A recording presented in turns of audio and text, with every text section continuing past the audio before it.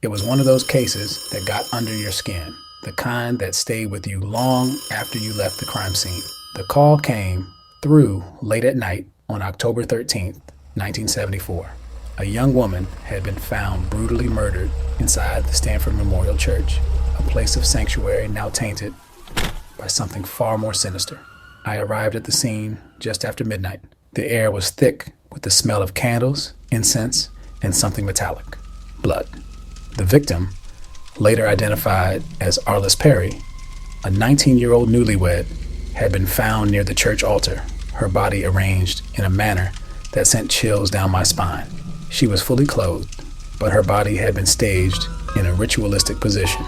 A large candle had been inserted into her body and another was placed near her head. It looked deliberate, methodical, and the religious symbolism was impossible to ignore.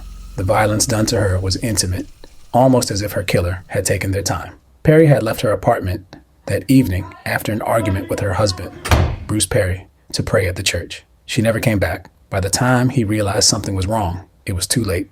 The church's caretaker, Stephen Crawford, was the one who found her body when locking up. The way her body was staged left little doubt in my mind. This was more than just a murder. It was a ritual. As I began my investigation, I combed through the details. There were no signs of forced entry into the church and no immediate suspects. Bruce, her husband, was cooperative and deeply distraught, though as with all close relationships in these cases, we had to consider him as a person of interest at first. I interviewed Crawford, the church's caretaker, who insisted he had no idea what happened. He claimed that he locked the doors, as usual, around midnight, and only found the body during a routine check. Nothing about him stood out at first, but something didn't sit right with me about his demeanor. In the days following, the case became even more perplexing. The murder had eerie similarities to rumors of satanic cult activity on the Stanford campus, though the connection was tenuous. Was it a random killer who found her, or was this premeditated? Someone had gone through great lengths to turn this into something symbolic. The fingerprints on the candles were smudged deliberately, and we found no murder weapon. The media latched onto the satanic panic angle, fueling speculation that this was part of a larger ritualistic series of killings. It was a theory I couldn't completely dismiss, but nothing concrete ever came up. Years passed, and the case grew colder. Leads fizzled out. I couldn't shake the feeling that someone was still out there, someone who had gotten away with murder. It wasn't until 2018, nearly 44 years after Arliss Perry's murder, that the break in the case finally came.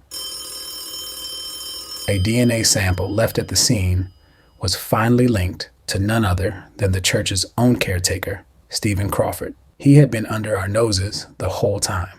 The morning we moved to arrest Crawford, the weight of all those years came crashing down.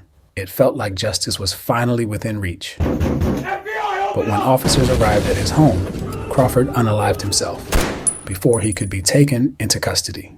He had been hiding in plain sight all along, living a quiet life as though nothing had happened. The case of Arliss Perry, a young woman murdered in the sanctity of a church, had haunted me for decades. Her body had been a message, a twisted form of art, and for years, her killer had evaded justice. In the end, it wasn't a satanic cult or an unknown drifter.